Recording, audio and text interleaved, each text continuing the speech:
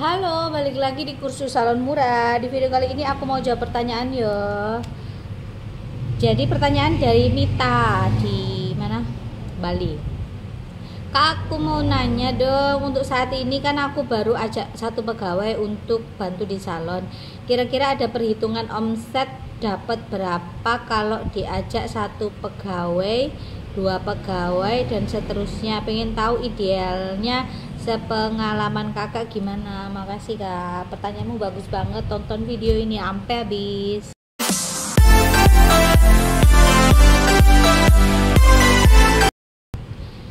Jadi kadang aku agak bingung loh bacanya ini, Mit. Untuk saat ini kan aku baru ajak satu pegawai untuk bantu di salon. Kira-kira ada perhitungan omset dapat berapa kalau ajak satu? Oh, jadi maksud kamu ini kalau misalkan omset kamu berapa, harusnya idealnya pegawainya berapa gitu kak? Ini menurut pengalamanku ya, Mit ya. Jadi kalau pegawai berapa jumlahnya itu sebenarnya sudah pernah aku bahas di video-videoku yang di bawah-bawah ini. Cuman ini aku jawab berdasarkan apa yang kamu nanya ya. Kalau untuk idealnya berapa itu tergantung dari kamu juga, tergantung dari kebutuhan. Kenapa aku bilang dari kebutuhan? Karena setiap orang secara finansial ini beda-beda, Mit. Kadang omsetnya banyak tapi nggak kelihatan, itu juga ada. Salon-salon kayak gitu itu banyak banget. Ada juga omset kecil, omsetnya itu nggak terlalu besar tapi pegawainya banyak, itu juga ada. Jadi semuanya itu tergantung dari kamunya sendiri.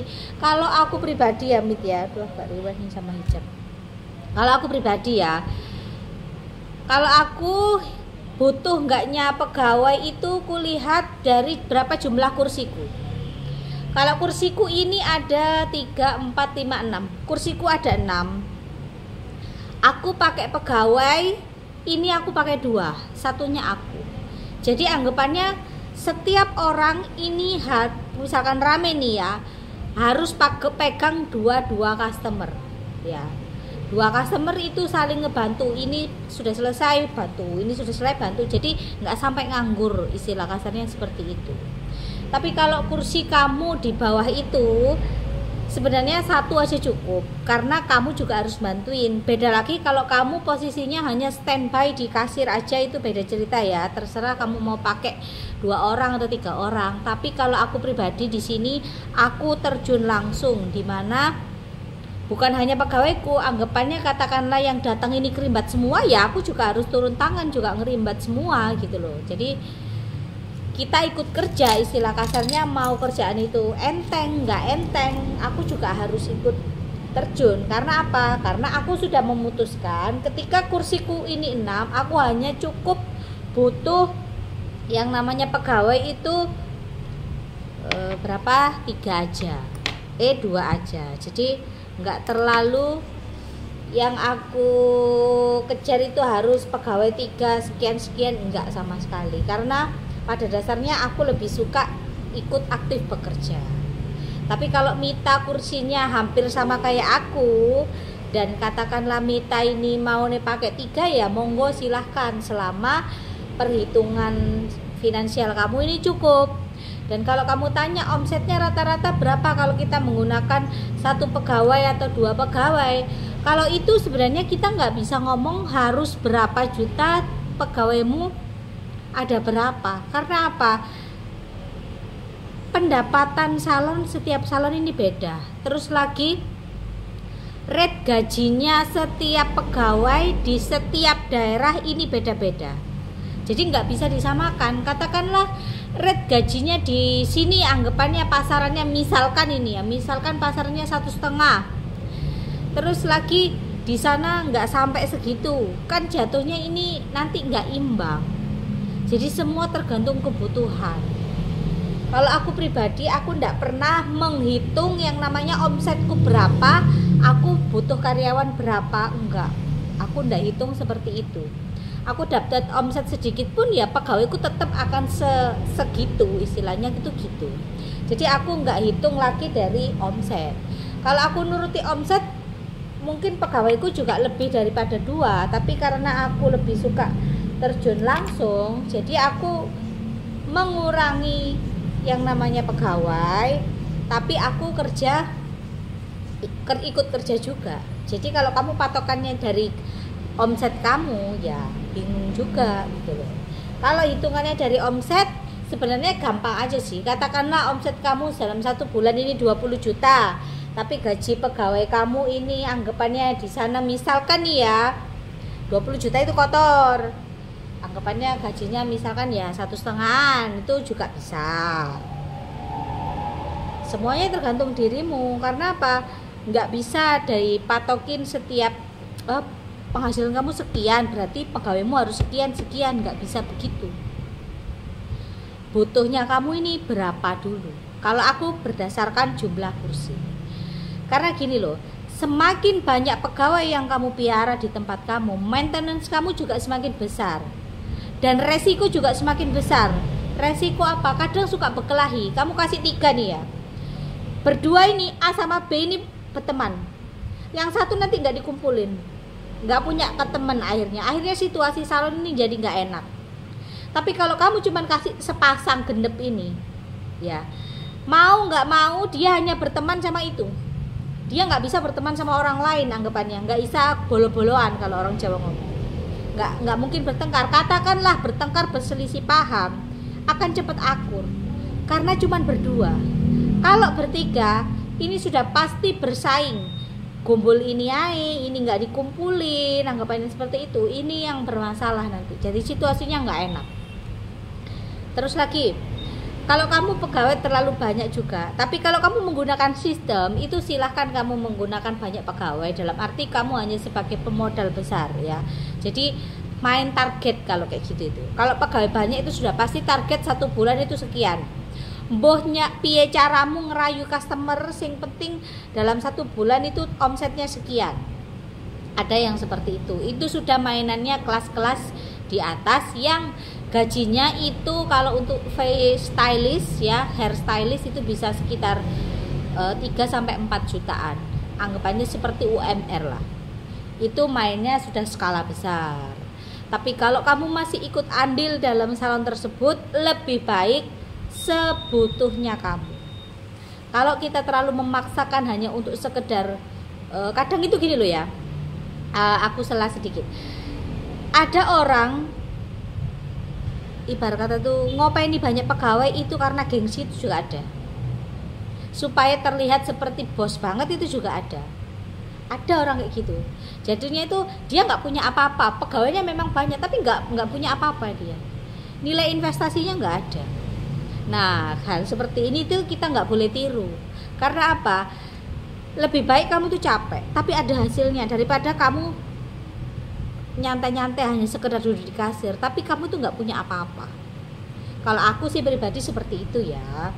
Jadi berapa kursi yang kamu punya, yaitu yang kamu cari.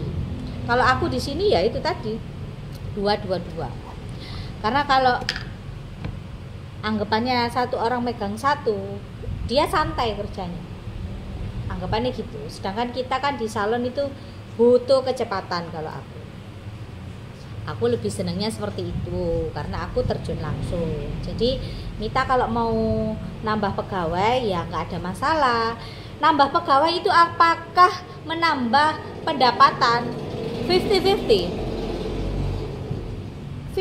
itu. Karena aku pernah ngalami gini ya. Ini jangan kalian percaya 100%, tapi bisa kalian pertimbangkan. Anggapannya seperti ini. Aku pernah nih punya pegawai ini 3, sama aku 4. Kursiku belum 6 saat itu. Apakah pendapatanku ini bertambah?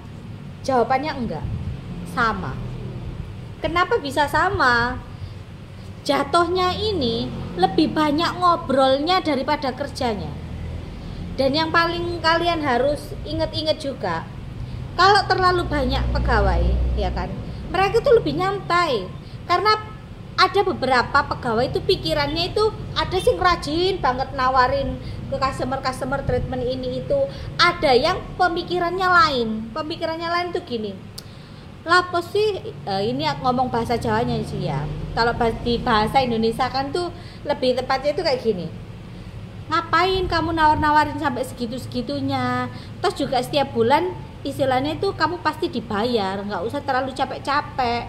Kamu datang mau ada customer nggak ada customer ya wis biarin aja, itu urusan bosnya. Ada loh pegawai kayak gitu. Aku denger kayak gitu pegawaiku langsung aku keluarin. Nggak banyak bicara aku. Karena apa? Orang seperti ini itu nggak bisa yang namanya diajak kerjasama dalam tim. Ya, anggapannya itu katakanlah bos mul omsetnya banyak, pasti bagi-bagi. Tapi juga lihat dulu maintenance-nya ini berapa dulu. Kadang ada orang itu yang terlalu begini, enak bosnya nerima uang besar, awak dewe sing kerja. Bukan masalah seperti itunya. Kalau kita hitung maintenance semuanya ini juga banyak loh. Tapi pegawai itu kadang nggak bisa menilai sampai segitunya. Hanya sekedar menilai bosnya megang uang besar. Memang benar uang besar, tapi itu uang kotor anggapannya. Nggak dilihat ketika bosnya ini belanja produk segitu banyak. Nggak dilihat ketika bosnya ada kerusakan ini di salon untuk bayari tukang dan lain-lain, itu nggak dilihat. Orang-orang seperti ini kurang ajar. Makanya ibarat kata seperti itu penyakit. Nggak perlu dipelihara orang seperti itu. Jadi makanya kenapa aku nggak suka terlalu banyak pegawai ya, karena itu satu pemikiran orang ini beda-beda, nanti akan meracuni yang lainnya. Akhirnya kamu sendiri yang susah. Makanya aku lebih seneng, nggak apa-apa badanku ini capek remuk megang customer banyak, yang penting pikiran sama hati saya ini tidak terbebani sama yang namanya ngurusin pegawai-pegawai. Kalau aku pribadi seperti itu. Tapi kalau istilah kasarnya itu sudah mainnya sistem, beda lagi cerita. Gede-gedean omset kalau kayak gitu, ya kan? Karena itu ditarget semuanya. Anggapannya kalau kamu nggak target sekian, bonus kamu nggak keluar. Jadi nggak ada yang namanya istilah kasarnya ini ngomongin. Ya ada ngomongin, biasanya kayak gitu di belakang bosnya itu banyak. Tapi karena satu lagi mereka juga butuh pekerjaan. Tapi kalau kalian yang selalu standby di salon, lebih baik kalian pikir dulu. Itu yang aku alami dulu ya, karena aku ngerasa nggak terlalu butuh yang terlalu banyak istilahnya gitu. Makanya aku pangkas jadi 2 gitu.